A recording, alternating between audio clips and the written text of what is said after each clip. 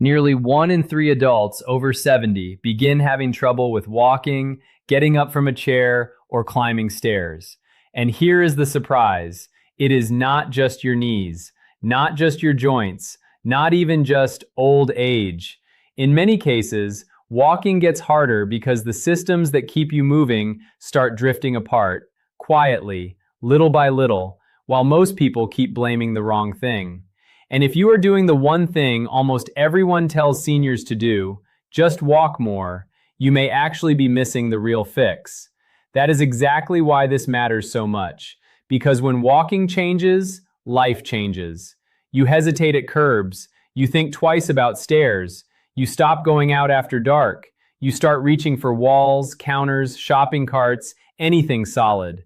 And once that happens, your world can slowly begin to shrink without you even noticing. Major health institutions have been warning about this for years. The National Institute on Aging has said that a big reason older adults lose mobility is age-related muscle loss. That is, the gradual loss of muscle size and strength that happens with aging. The CDC says more than 1 in 4 older adults falls every year. Johns Hopkins and Mayo Clinic both point out that walking and balance problems usually come from more than one cause at the same time. So if you have been telling yourself, this is probably just aging, I want you to stay with me. Because the problem is often more fixable than people think. Not always reversible, but very often improvable. And if you believe older adults deserve clear, calm, honest health information, subscribe to the channel right now. That simple click helps this message reach more people who may be struggling quietly and thinking they are the only one. And while you are here, tell me your age and where you are watching from in the comments. I always love seeing this community come together. So why does walking get harder after 70? Number 1, your legs may be losing power, not just strength. That sounds like the same thing, but it is not. Strength is how much force your muscles can make. Power is how quickly they can use that force. And when it comes to walking, especially safe walking, speed matters. Your body does not just need force, it needs force right now. Think of it like a screen door spring. If the spring is strong and responsive, the door snaps closed smoothly. But if the spring gets tired and slow, the door still moves, just not when you need it to. Your legs can be like that after 70. They may still have some strength left, but the quick push is missing. The quick lift, the quick catch, the quick correction when you trip a little or turn too fast. This is one reason so many older adults say things like, I can still walk, but I feel slower getting started. Or, I do fine once I get going, but getting up and moving is the hard part. That makes sense, because the first few seconds of movement depend heavily on muscle power. Getting up from a chair, pushing off from the floor, catching yourself after a misstep. Those are power moments. The common mistake is thinking, if walking is harder, I just need to walk more. But walking alone does not always rebuild the kind of leg power you need. In some cases, it only rehearses the slow pattern you already have.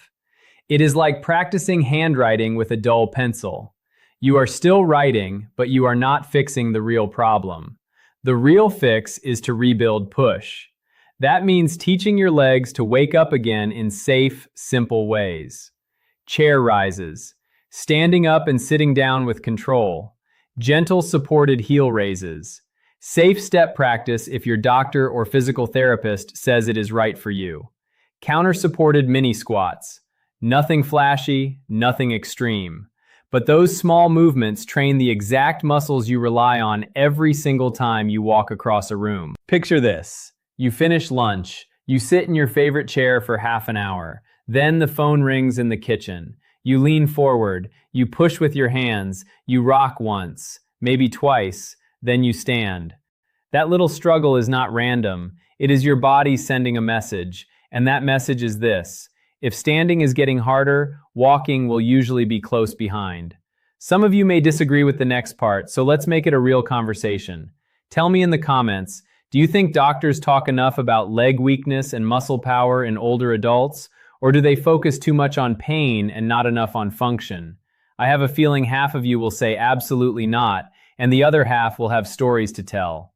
Number 2, your balance system may be getting noisier. Notice I did not say your balance is bad. I said noisier, because balance is not one body part. It is a conversation between systems. Your eyes report what they see, your inner ear reports motion and head position, your feet and joints report where you are touching the ground. Your brain takes all those reports and tries to combine them into one clear message: safe or not safe. When that conversation is clean, you walk without thinking. When that conversation gets noisy, every step feels less certain. Think of balance like 3 people trying to help you park a car. One says, "You are too close on the left." Another says, "No, you are fine." A third says, "I cannot really see." That is what walking can feel like when your eyes, inner ear, and body signals are not lining up the way they used to. Johns Hopkins says balance can be affected by vision changes, problems with walking, vestibular problems, that is, inner ear problems that affect your sense of motion, and altered sensation in the feet. Mayo Clinic Health System explains that many body systems must work together to maintain balance, including the brain, nerves, muscles, bones, joints, eyes, inner ear, and blood vessels. That is why balance changes should never be brushed off too quickly. The mistake most people make is calling it clumsiness. "I'm just clumsy now. I guess I'm getting awkward." But clumsy is not a diagnosis, it is a description. And if your walking feels different in the dark, on uneven ground, when you turn around quickly, or when you look up while moving, that is information. The real fix is to support the whole balance system. Better lighting at home, a vision check if it has been a while, taking dizziness seriously, practicing standing and turning near a sturdy support, choosing shoes that actually grip and support your foot instead of soft slippers that slide and fold. And if you ever feel the room spin, or feel suddenly pulled to one side, or notice a sharp change in balance, do not normalize that. Bring it up. A lot of people think balance is like courage, that if they just try harder, they should be able to stay steady. But balance is not bravery. Balance is information. Your body needs clear signals to do its job. Here is a simple scene. You get up at night to use the bathroom. The house is dark. Your eyes are not helping as much. If your feet are not sending clear messages and your balance system is already under strain, those first 10 steps can feel 10 times harder than the same walk at noon. That does not mean you are weak. It means your system is working with less information. Let me ask you something simple. What is harder for you now than it was 5 years ago? Stairs, getting out of a chair, walking in the dark, turning quickly, or stepping off a curb? Drop that in the comments. Your answer may help someone else recognize what is happening in their own body. Number 3, your feet may not be telling the truth anymore. That may sound strange, but stay with me. Your feet are your body's reporters. Every time they touch the ground, they send tiny updates upward. Soft surface, hard surface, level ground, uneven ground, heel down, toes pushing off, weight shifting left, weight shifting right. Your brain uses those updates to keep you steady. But if those reports become weak or distorted, your walking changes fast. Mayo Clinic Health System notes that peripheral neuropathy, that is, nerve damage outside the brain and spinal cord, can cause numbness, weakness, pain, and balance problems. Why? Because it makes it harder to tell where your body is relative to the ground. Let me translate that into everyday language. If your feet cannot feel the floor clearly, your brain has to guess. And when your brain has to guess, you slow down. It is like trying to button a shirt while wearing thick winter gloves. You can still do it, but you lose fine feedback. You lose confidence. You start moving more carefully because the signals are not sharp. That is why so many older adults describe their feet in unusual ways. They feel padded. They feel asleep.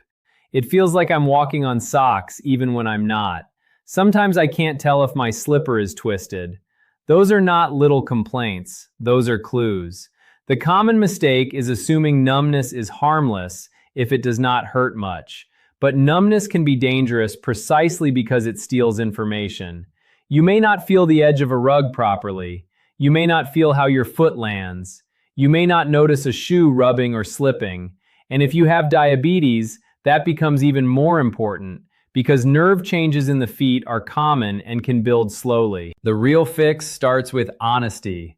Mention numbness, mention tingling, mention burning. Mention if you feel less stable on grass, gravel, carpet, or when barefoot. Look at your shoes. Are they stable or are they floppy and worn out? Are you walking around the house in smooth-bottom slippers that offer almost no feedback? Are you avoiding foot checks because you assume nothing can be done? Imagine walking across a small wooden bridge with your eyes half closed. That is what walking can feel like when your feet stop giving clean information. The body becomes cautious for a reason. It is protecting you. And here is a comment question that always gets people talking. Tell me honestly, do your feet feel normal when you walk, or do they feel numb, thick, tingly, or strange in some way? You do not have to write a long story. Even one word helps. Number 4, your blood pressure may be dropping when you stand. This one is missed all the time because it happens so fast. You stand up, you feel a little lightheaded, maybe you pause, maybe you grab the counter, then it passes. Because it passes, you ignore it. But that brief dip can be enough to change the way you walk, and in some cases, enough to cause a fall. Johns Hopkins points to positional low blood pressure as a fall risk. That means blood pressure dropping when you stand up. Mayo Clinic calls it orthostatic hypotension. That is the medical term for a drop in blood pressure after standing from sitting or lying down. You do not need to remember the term. You only need to remember what it feels like. A wave, a wobble, a little fog, a sense that your body is not fully with you for a few seconds. Think of your brain like a lamp and your blood flow like electricity. When you stand, the current has to stay steady. If the current briefly dips, the light flickers. You may not go completely dark, but you are not fully bright either. That flicker is all it takes to make a hallway, a stair, or a bathroom trip much more dangerous. The mistake is blaming those moments on just getting up too fast and never mentioning them. Yes, getting up more slowly can help, but if it happens often, it deserves attention. Especially if you are on blood pressure medicine, heart medicine, water pills, or medications that can make you dehydrated or dizzy. The real fix is not panic. It is noticing the pattern. Does it happen more in the morning, after sitting a long time, after a hot shower, after a meal, at night when you rush to the bathroom? Bring those details to your doctor. They matter. So does hydration. So does reviewing medications. So does getting up in stages instead of springing out of bed like your body is still 35. Here is the real-life scene. It is 2 a.m. You wake up. You stand quickly because you do not want to waste time. Your pressure drops. The room feels strange for 2 seconds. 2 seconds does not sound like much, but 2 seconds on a dark floor near a doorway can change everything. Number 5, your medication list may be heavier than your legs. That is not an insult. It is a reality for many older adults, and it matters. Johns Hopkins says fall risk increases when people take multiple medications. Mayo Clinic warns that some medicines, especially those with anticholinergic effects, which means they block a chemical messenger called acetylcholine that helps with memory, concentration, and normal body function, can cause confusion, blurred vision, dry mouth, lightheadedness, loss of balance, and trouble urinating. Even some over-the-counter drugs can affect steadiness. In plain language, some medications make the body slower to react. Some dry you out, some cloud your thinking a little, some blur your vision, some make you sleepy, some lower blood pressure. One may not seem like a big deal, but when several stack together, your walking can change without any single body part being injured. Think of medications like extra passengers in a small boat. 1 or 2 may be fine, but once the boat gets crowded, it becomes easier to tip when the water shifts. Your body can be the same way. Add a sleep aid, add a bladder medicine, add something for allergies, add something for blood pressure, add something for pain. Suddenly the boat feels different. Create balance problems, especially in older adults, because the body handles drugs differently with age. The real fix is a medication review, a real one, not just, I take a few things. Bring the list. Mention dizziness. Mention sleepiness. Mention brain fog. Mention if you feel worse at certain times of day. Mention over-the-counter products too.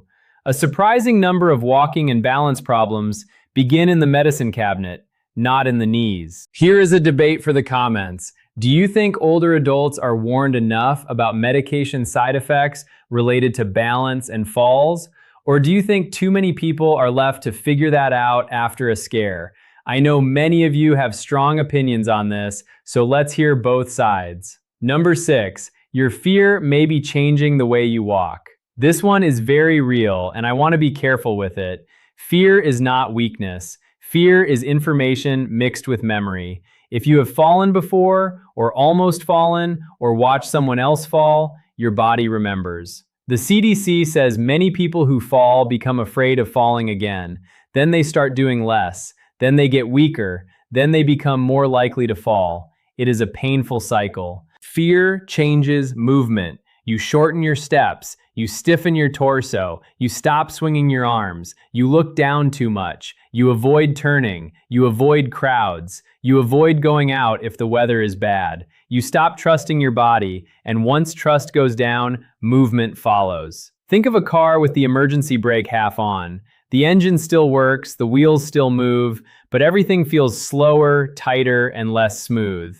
That is what fear can do to walking. It keeps you guarded all the time. The common mistake is saying, I guess I should just rest more and be extra careful. But too much retreat often makes the problem worse.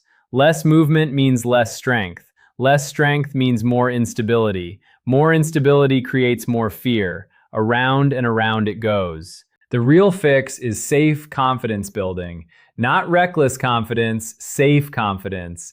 That may mean walking with someone, using a rail proudly instead of feeling embarrassed, practicing getting up and turning in a controlled setting, working with a physical therapist if falls or near falls have shaken your confidence. It may also mean changing the home itself. Brighter lights, fewer trip hazards, better bathroom support, shoes that stay on your feet. And this brings me to a story that may sound familiar. Margaret is 78. She is fictional, but her story is built from patterns that happen every day. Margaret had always been active in ordinary ways. Nothing dramatic. She cooked, she walked to the mailbox, she visited her sister, she watered plants on the patio. Then one evening, she almost fell stepping off a curb outside a pharmacy. She caught herself on the car door, but it scared her badly. After that, she changed. She did not stop living all at once. That is not how it happens. First, she started holding the banister harder. Then she avoided going out after sunset.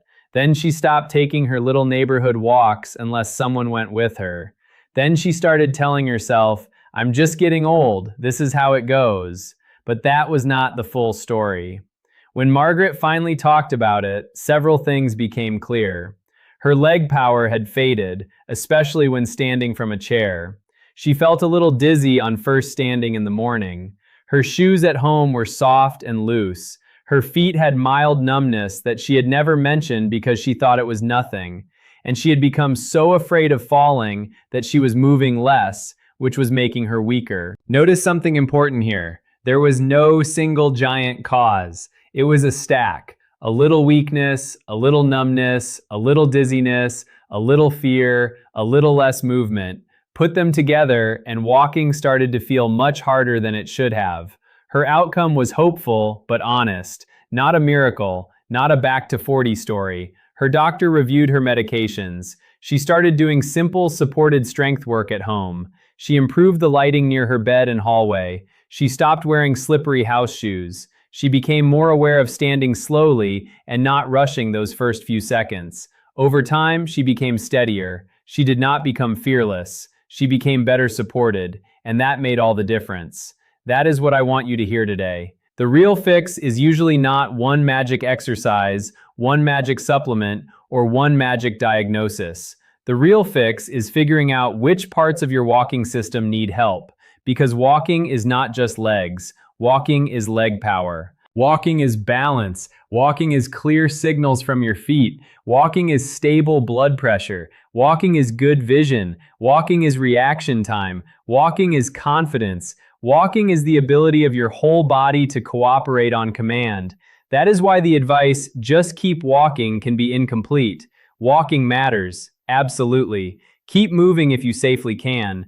But if the foundation under walking is weak, walking alone is like painting a wall while the wood underneath is rotting. It may look active, it may feel like effort, but it is not solving the root problem. The National Institute on Aging has emphasized that strength training can help older adults maintain mobility and independence. NIA-supported researchers have also said that one of the best combinations for physical function is walking plus resistance training. That is, exercise that makes your muscles work against weight or force.